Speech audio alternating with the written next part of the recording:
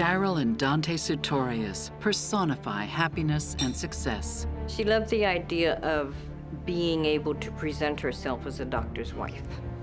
He treated her like a queen. Behind closed doors, however, the new couple hides dark secrets. She was scared of him because he was bigger than her. In between the mattress and the box springs, we found a pair of steak knives. Love may be blind and marriage bliss, but divorce is murder.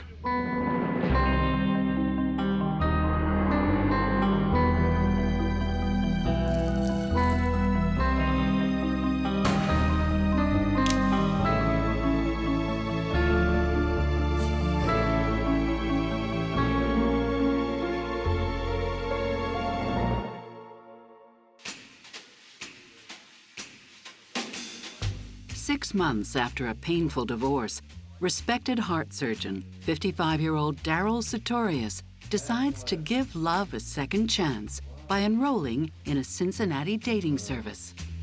He had joined that dating group, and he liked ladies, and he liked to be social with them. Daryl's friends were very much encouraging him to get back out there, find somebody new, dust yourself off, pick yourself up. You're a great guy, and you deserve to have somebody who loves you. Daryl is determined to find a new mate, but can't seem to meet anyone compatible. Daryl wasn't the cutest guy in the world, and there were a lot of young ladies that would, want to go out with him simply because he was a doctor, because he probably had money, and because he could take them to the kind of places they'd want to go. Some young gal would show up with him at some function or something like that. After a year of unsuccessful dates, he stumbles upon the profile of 45-year-old divorcee, Dante Britton. Dante was the perfect little petite blonde with the right body and the right outfit. She was a graduate of UCLA, she was an expert in art, she was all of these things that a dilettante would be, very highly sophisticated woman who, she knew the world. They seem to have much in common. Both are divorced, and both have children from a previous troubled marriage. Well, Daryl had talked about her being very social, and she was very good looking, and she had dated several prominent people around Cincinnati. Obviously, he was intrigued. When Daryl met her, here's this woman who, is enthralled with him and what a great man he is and what a big surgeon he is. Daryl and Dante are convinced that at last they've found the perfect mate in each other. Daryl described her as being very, very petite and very pretty and very sophisticated, and he was enamored with her, totally enamored with her. I guess that meant a lot to him, that he was going to have this a queen on his arm, and people would admire him for having that. It was all beautiful, wonderful, everything's great, she understands me, She loved the idea of being able to present herself as a doctor's wife. She really played up being the wife of a thoracic surgeon. She's the kind of woman who looked good in a bikini, even at her age. She seemed like a very nice, classy lady. She would be dressed in her furs and her jewelry. She believed in taking care of herself, and I hate to use the terms high maintenance, but she was high maintenance. She'd get her makeup and her hair done. Daryl woos her lavishly. He was showering her with gifts, with furs, with cars. He treated her like a queen. The couple is smitten with each other. It looks like they have a real chance at making their relationship work this time round. I thought they were a very nice-looking couple. We saw them together at the theater and, enjoying life. To his friends, it seemed like Daryl found the perfect mate. It was, hey, he's happy, she's pretty, he's got what he wanted. He's off and running into a new life. Just 4 months after Daryl meets Dante, he proposes to her. A week later, they get married on March 2nd, 1995. His friends are surprised by the hasty nuptials. In fact, when he told me he was going to get married, I almost missed it. It was just kind of in passing. What do you mean you're going to get married? Yeah, we're going to get married.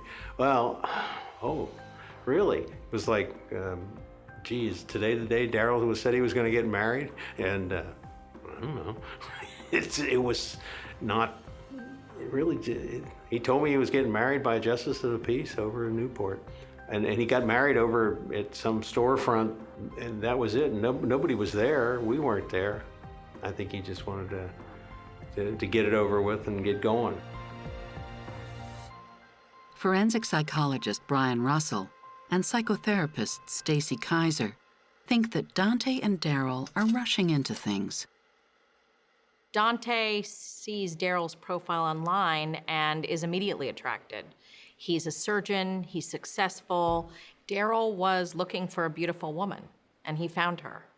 Dante certainly seemed like she had all of the right makings. There was no point in delving any further. I think that Daryl may have wanted to convince the outside world and also himself that he was better off after his divorce. And so the idea that he had come out better off, I think may have motivated him to look for some superficial qualities. Wanting to impress his new wife, Daryl makes a big move. She wanted a home, so he agreed, yeah, we can go get a home. It was a nice home, from what I could tell.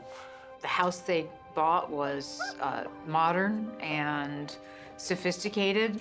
The neighborhood they moved into is considered to be one of the best neighborhoods in Cincinnati. Here we go.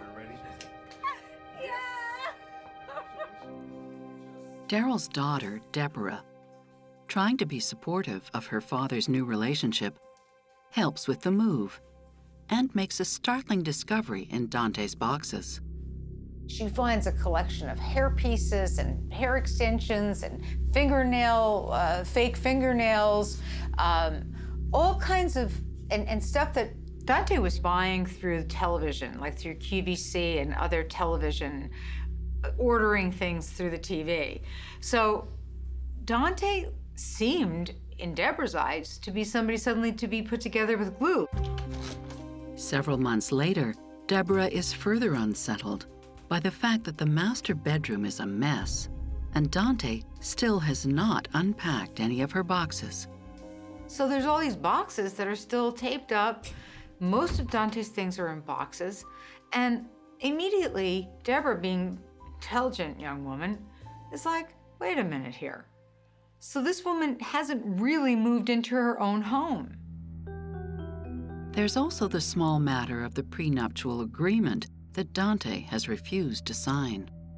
He tried to set up paperwork so that she could not have access to all of his monies should anything happen to him. And you know what Dante did? She insisted if he was going to use any paperwork that was going to preclude her from having total access to his money, she wouldn't marry him. And she got her way. Daryl brushes aside her quirks. He had been so unhappy with the other marriage. He was going from a bad situation to a great situation. Daryl had turned his life around. He had this new woman, things were great. They were redecorating the house, things were happy. Things were plush for the Sutorius household.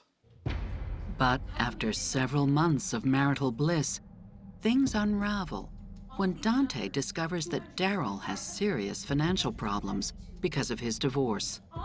Daryl had to give his first wife a lot of his assets. I think she got the house and whatever kind of alimony. It was substantial. And it created a lot of bitterness between the two of them forevermore. You better freaking take care of Dante feels that Daryl has misled her about his financial situation, and she no longer knows what to believe. The arguments get worse, and Dante moves into another bedroom, while Daryl moves his stuff to the basement. He worries that he might already be headed for another divorce. Dante is alarmed by Daryl's volatile moods. She tells her sister Donna that Daryl is seeing a psychiatrist and is on antidepressants. She was saying she was concerned because he was depressed. Dante did tell me that she had put a lock on her door because she didn't know what he was going to do. She believed that Daryl was, having psychological issues, that he needed help, that she was in jeopardy somehow by living with this man under the same roof. For his part, Daryl worries that Dante is keeping something from him. He had told me about her. She had locks on her door. He kind of talked to me a little bit that things weren't going as well as there was problems. It just really was getting ugly real quick. And this was in the first year of marriage. But it's not unusual for Daryl to worry. You had to understand Daryl. Daryl always felt like that. Everything, the world was always coming to an end, in at least a week or so. But no more than usual. I mean, he was like that little comic strip character that goes around with a cloud over his head. That's the way Daryl was. Before long, Daryl and Dante are living as total strangers. They were just occupying the house, and they would pass like 2 ships in the night, and they were not communicating. And so, other than curse words and stuff like that. When you haven't taken the time to really get to know each other, like Dante and Daryl, then little things can easily rattle that foundation. This does seep into other areas of the relationship because it makes a person wonder, what else don't I know? What else might happen? What else might get uncovered? And soon, the tension will ratchet up. She just felt that she had reason to fear him.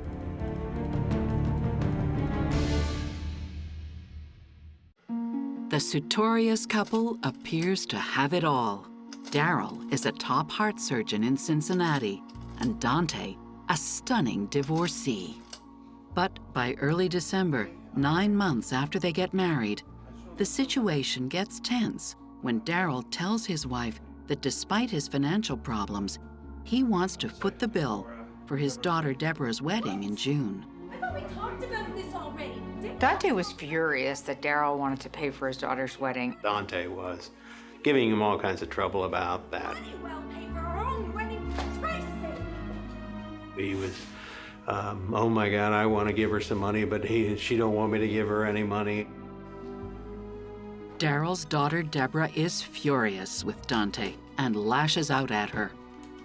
At some point, Deborah calls Dante to say, what are you doing? Why are you giving us such a hard time? You don't know our family. You don't realize, this is important to my father to walk me down the aisle and to be a part of my wedding and to pay for my wedding. And Dante gets outraged and spits out, "You don't realize you're not getting a penny. I'm married to him. I'm married to him now." And she's repeating it. It has to be really challenging for Daryl's daughter to accept that his father ran out, met a woman, and married her very quickly. Add to it that she's now hearing that her new stepmother doesn't want her father to spend money on her wedding, and the anger could really escalate. Dante tells friends and family that Daryl's financial troubles have not only made him depressed, but that he is behaving erratically towards her. Dante said that she had to lock herself in her room because she didn't know what he would do. She just felt that she had reason to fear him. She had knives that she was ready to use at any given moment to protect herself from Daryl. She believed that Daryl was, having psychological issues, that he needed help, that she was in jeopardy somehow by living with this man under the same roof. She was scared of him because he was bigger than her.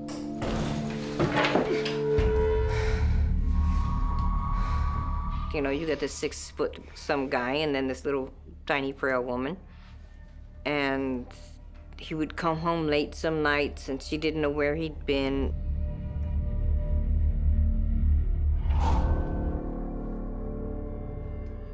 Daryl is known for his difficult personality and imposing physique. He was a huge man. I don't know, 6'6", maybe 280, 300 pounds. He was a big guy, and but huge hands. He wore a size 10 surgical glove. They said that he was really a tyrant in the operating. Everything had to be perfection, and he evidently made some real enemies in the operating room and around his professional life. But that was the way he was. He demanded perfection. But he was like, I don't know, he was two different people. And some people tried to identify him as that tyrant and as that bully. In late December 1995, the marriage comes to a breaking point after a particularly nasty fight when Dante shows him that she has a gun. Dante claims that she needs it for protection from Daryl. Daryl is afraid. It was hard to believe that anybody that big and strong and imposing would be afraid of this. I mean, she was just a tiny little thing. You know, having known Daryl as well as I do, you know, he's always afraid of imminent doom and all this and that and the other thing, and you tend to dismiss some of that. What I said to him at that point was, you know, you make it awful hard to be your friend, don't you, Daryl? No one knows what is going on. There was so much chaos in the house that both of them were describing these weird and horrible scenes that they were living through together in the house.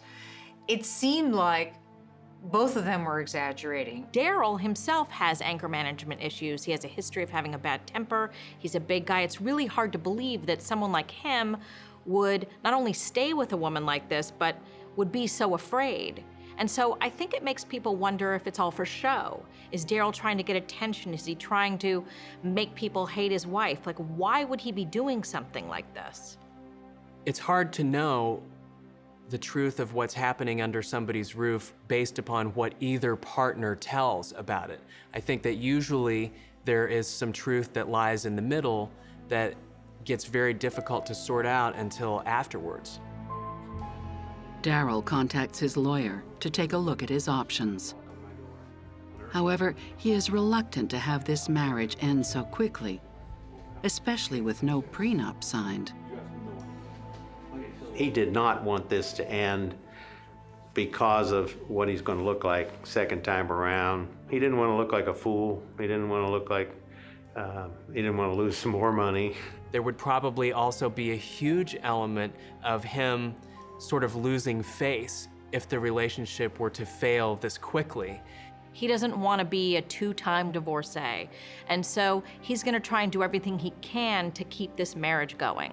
Probably caused him to really have some trepidation about moving in either direction, and when people have that trepidation, they tend to stay stagnant. But while he refuses to act, Daryl becomes increasingly paranoid, convinced that his wife is plotting against him. He also was wearing a bulletproof vest to perform surgery at the hospital.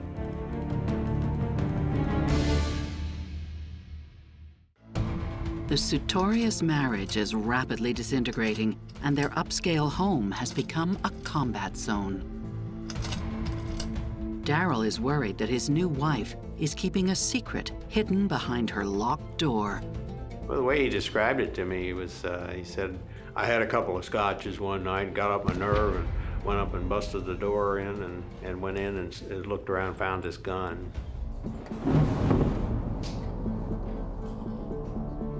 Daryl decides to get rid of it. He was in the gas station and he saw this cop there, and he goes over to the cop and tells him his story and gives the cop the gun, and evidently the cop made him feel stupid because the cop told him something like, What, a big guy like you, afraid of some little woman with a gun? And I said, I don't know about that, Daryl. But so that made him feel, again, a little inadequate in this situation. Finding the gun in Dante's room makes Daryl's imagination run wild and unleashes his worst fears. He continues to live in the house, however, but takes precautionary measures. And he realizes he knows very little about his new wife. He resorted to propping a chair up against the bedroom door so that she couldn't break into his bedroom. He also was wearing a bulletproof vest to perform surgery at the hospital because operations happen at all times of the day and night. So you have to be able to have that place to go home to rest. He knew that there would be times where he'd have to return to home. It was a horrible, dead zone, and he was afraid for his life. I know that he was scared being there. I can't imagine what it would be like. Worried that his paranoia is spiraling, Daryl decides to find out more about the woman he's living with. Daryl calls and gets a hold of Dante's mother and is hoping that he's going to hear good news, like that, geez, Dante isn't bad and it's all going to be okay. Daryl actually contacted my mother, and I imagine it was kind of like a last straw because he didn't know where to turn. But I think to call my mother would have been really reaching out for help, because who knows a child better than their mother? To Daryl's horror, he discovers that everything Dante has told him is a lie. Dante's mother informs Daryl that his wife was already married and divorced in her early 20s, that she gave up a daughter, and that Dante is not even her real name. He hears from Dante's mother about her transforming herself from Della into Dante. This woman's real name was Della. She was never Dante. Daryl also discovers that she has not one, but 4 ex-husbands, and that her relationships ended violently. He discovered that she threatened one of the husbands with a gun. He discovered that she burned someone's house down, allegedly, and he discovered that she had threatened another husband with a knife. I mean, this is serious stuff. And Daryl started to realize that he's married to a monster.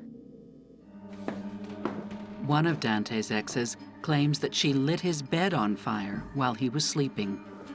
She had this boyfriend who wouldn't come home on time. He liked to go out with his friends and drink. So she said she was going to fix him. And she said she was going to soak his bed in kerosene or gasoline. And she said he always comes home, lights a cigarette, and falls out in the bed. And she said, and with the mattress soaked with kerosene or gasoline, that would just make the bed go up in flames. Then a few days later, when she talks to me, she tells me that he came home, he got in bed, but for some reason, he didn't light a cigarette this night. And she said, I was watching from the closet, and I had to come out the closet and light the bed from the bottom myself to get it burning. They did say that that young man had not been able to sit down for quite a while. So she did burn him. I knew she was serious. I never discounted anything she said because I grew up with her. And I paid attention. Donna's childhood with Dante was not easy. When she was 7 and I was in kindergarten, my mother would get these headaches and go lay down and take a nap like when I'd get home from kindergarten. And Della would stand over my mother with a pair of scissors at the back of her neck, at the nape of her neck, and tell me, if you don't do everything I say, this is what I'm gonna do to her. She also threatened to snap the baby's neck. in his crib. And she told me, you'll know that I did it if you come home from school and I've got his pacifier in my mouth. She just kept getting me. You know, she had me stand on a stool and tell me, trust me, I'm your sister. I love you. I'll catch you. Just fall back. I'm looking, and finally she talked me into trusting her. She was walking the other way when I hit the ground. So it's like, dang, she got me again. Daryl's most paranoid fears turn out to be true. Thanks a million. And he's afraid for his life. To get rejected infuriated her to the utmost. That was when, well, even if somebody didn't come home on time, to her, that was rejection. To reject her, you were putting your life on the line. She has this charming, engaging persona where she lures people in and then she destroys them. What I would say is that she's a sociopath. They want what they want when they want it. And when they don't get it, they will do anything to make the person pay. The threat of the loss of something to which a sociopathic or narcissistic person feels entitled tends to be a dangerous realization. Daryl is horrified. He realizes his whole world is in jeopardy and that he needs to get a divorce in a hurry. I need to get papers done. He came to a point where he realized, oh my God, I made the biggest mistake of my life. I have married this creepy woman, this horrible woman, this poser, who has this horrendous past. And I never did my homework. And I have to get out of this. I have to save myself. Daryl is terrified of what Dante will do if she discovers he is inquiring about divorce. He requests that his lawyer draw up paperwork and get it ready to be signed. But Daryl will never show up for the meeting.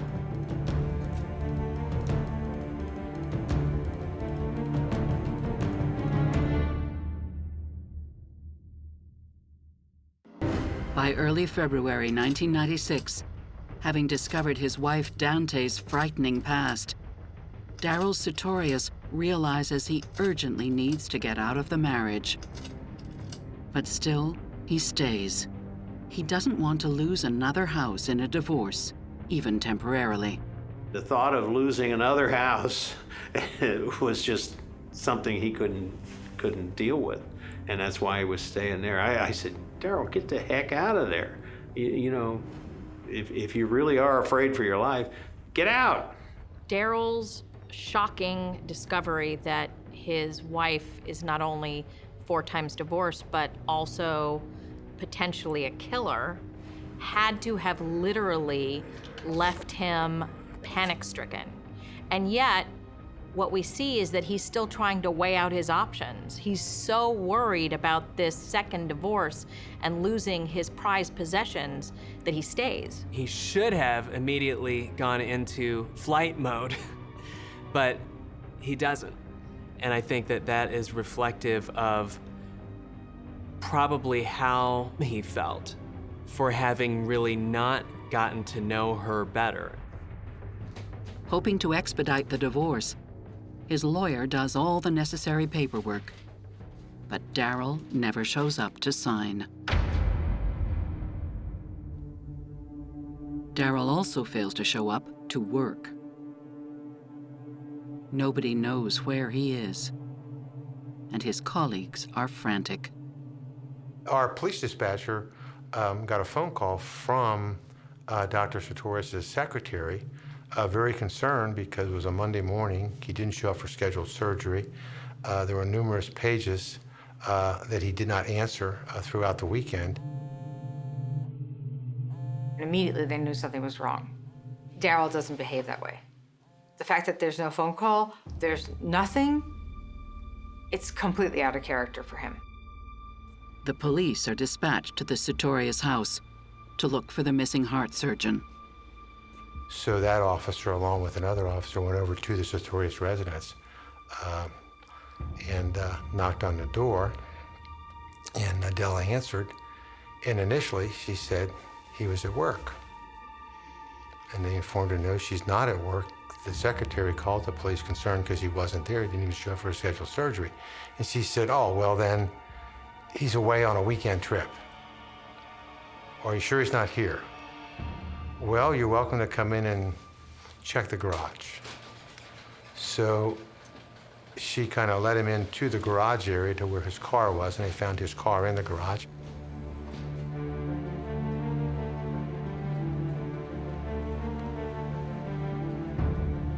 And then they hear a scream coming from the basement. They get to the top of the stairs, and they can smell there's a dead body in the basement. And they go down there, and there's the crime scene, and she's shaking him, trying to wake him up, and yelling at him, and telling them, you know, get him to wake him up. What's the matter with him? Their first reaction was that this guy killed himself because of the way the scene was. When she first found her husband dead in the basement, she convinced police that, oh my God, I am horrified. This is the worst nightmare for me. My husband killed himself. She was just hysterical, and they took her upstairs to remove her from the scene to calm her down, to try to calm her down.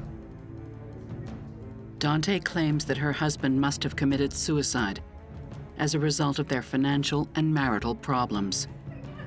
Then she does something really strange. But you know what she said, what she yelled at him when they were carrying his body out of the house? Are you mad at me, Daryl? What does that mean? Are you mad at me, Daryl? This is a very puzzling case for law enforcement because they know that he's larger than she is, that women don't tend to do these kind of violent acts as often as men. Daryl has a history of suicidal ideation and depression, and we know that that can recur. It doesn't have to, but it can. So it does make a case for the fact that he did kill himself. Daryl's friend Richard immediately contacts the police with another version of events. I was just shocked. It was something beyond my realm of belief, you know, or anything I had ever experienced. I got a hold of a detective out there, and I said, I know who killed him. And he said, yeah, who? And I said, well, his wife, Della, or Dante, or whatever she goes by. And he said, well, how do you know that? And I said, he told me to tell you that if something happened to him, that's what happened. He would never have committed suicide with a gun. He would have figured out some cocktail to take that would, you know, he'd lay down, go to sleep, and that would be it. When Cincinnati lead investigator Tom Boeing arrives on scene, he notices something very unusual in the house. It looked like he lived in the lower level. Dante was living on the second floor in a small bedroom with a big lock on the door, which was just filled with unpacked clothing. In the search of her room, in between the mattress and the box springs, we found a pair of steak knives. An inspection of the blood spatter at the crime scene raises suspicions. He could not have shot himself in this manner and for the blood to end up where it did on him and on the couch. Tom believes the evidence points to murder.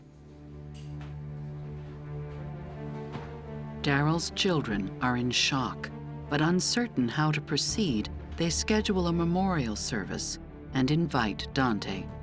She doesn't attend, and when the autopsy results come in, the police get ready to make an arrest. Who walks out of their house in the late afternoon, early evening, in a bathrobe to be taken to the jail?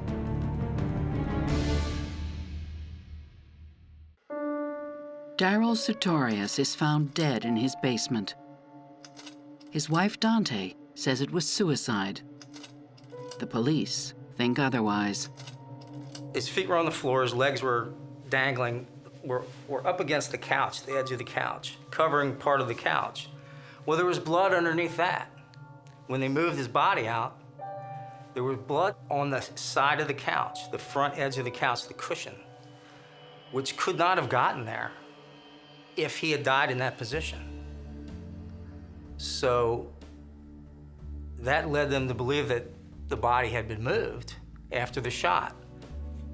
The autopsy results do not support Dante's version of events.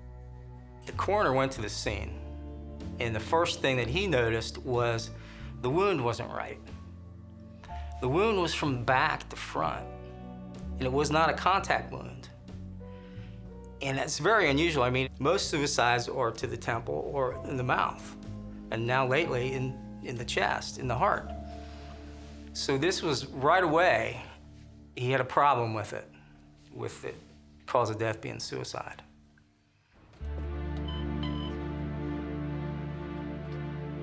Police obtain an arrest warrant, and Dante is charged with the aggravated murder of her husband, Daryl Sutorius. Unbelievable. Hollywood could not have written this. Who walks out of their house in the late afternoon, early evening, in a bathrobe to be taken to the jail, to be booked for your husband's murder? It was a singular story. Looking for answers, Donna visits her sister in jail. There's this thing between me and Della, and she shows herself to me. I did ask, is she behind glass, by the way, when I went to visit. I'm like, is she like behind some thick glass there? Because I don't know how mad she is at me right now, and she's killed at least once. We know it, well, this one, okay? She wasn't making sense. It's like she had all this story in her, excuses, reasons, the whole thing that she built up in her head. I don't know what she was trying to explain away, but she kept blaming my mother. I've never burned people up and killed them, or, you know, we were all raised by the same mother.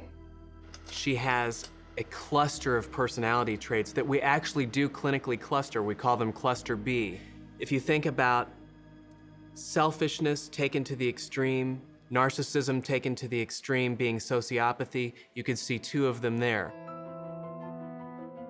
Is Dante's case for suicide compelling enough to convince a jury of her innocence? The onus is on the prosecution team to prove beyond a doubt that a murder has taken place. All we need is one juror to buy that story. And we don't get a conviction, we get a hung jury, which is a victory for them, because then we'd have to do this whole thing over again, you see? On May 20th, 1996, the first-degree murder trial of Dante Sutorius for the murder of her husband Daryl begins. Dante pleads not guilty and is adamant about her innocence.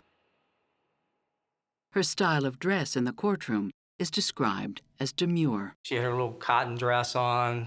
She had a rotation of dresses that she wore, and very prim and proper, and just someone that you would not think and you wouldn't be afraid of. You wouldn't think twice about talking to her. She looked like this fragile China doll, demure, sophisticated. I think that's what she wanted to project. The defense argues that Daryl killed himself. They claim that his erratic behavior leading up to his death, including threats to his wife, clearly point towards suicide, and that there's substantial evidence proving that Daryl decided to end his own life. He was middle-aged, overweight, had some health problems. He had sought psychiatric counseling, that he was on an antidepressant medication. The murder was actually far less likely than suicide. Who couldn't buy that? He was in another relationship that didn't work, and now a new marriage, and right away there are problems. Who wouldn't be depressed? There was some, air of truth that they talked about. His psychiatrist had talked to him about suicide, or he had talked to his psychiatrist about suicide. And so in every big lie, there's a strain of truth. Has to be, or else you would never believe it.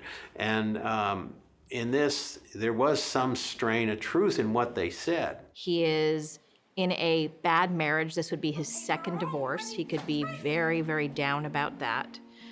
He does tend to have anger issues, and he could turn that anger inward towards himself. He could blame himself for being deceived by a woman and headed towards a second divorce. The defense even goes so far as to say that Daryl set up his wife to take the fall for his suicide. I don't think he was consciously thinking, I'm going to frame her for murder, but I think he wanted everybody to know it was her fault. If in fact he was going to commit suicide, I think he would have wanted that, yes. Defense attorney Croswell also rejects the prosecution's theory that the blood spatter on the couch is clear indication of murder. In part because they have forgotten to take into account Daryl's dog, Teddy. Their theory was that the little dog, Teddy, was responsible for the blood that was on the side of the couch, and that isn't it possible that Teddy lapped up blood and he got his face all covered with blood, that he rolled in it or did something and then shook himself.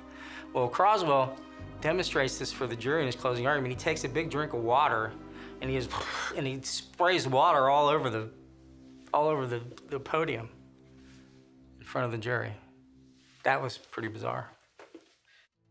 The defense closes by asking what they believe to be a critical question. If he was so fearful for his life, why was he still living at home? Obviously felt comfortable enough that he sat down, had a glass of wine, and laid down on the couch to sleep while she was in the house, which doesn't exactly fit the idea of someone who is terrified that this person is going to kill them. The prosecution counters that Daryl was afraid for his life and plays a message from Daryl to his daughter Deborah in the courtroom. One of the most chilling moments of the trial, absolutely, was the phone recording that Dr. Sutorius left on his daughter's voicemail. Don't talk to Dante. If you and I talk, just keep it between the two of us. Please, don't do this to me. I may not live through this. I'm serious. Please don't do it. It was the voice of a dead man predicting his demise. It was chilling. When they played that, you could have heard a pin drop in the courtroom. Everybody was spellbound. He was crying. Daryl Sutorius was crying for help in that voicemail, and Deborah could do nothing about it. Imagine that. I mean, being a daughter, knowing your father's in a state that you wouldn't wish for anyone and being unable to do anything about it. I imagine that stays with Deborah to this day. The prosecution claims that Dante carefully plans her husband's murder because he was worth more to her dead than alive. To take his life while she is still married to him and make it look like a suicide, she'd be a lot better off. If he dies, she gets his profit sharing and the life insurance policy, which amounted to over $1 million.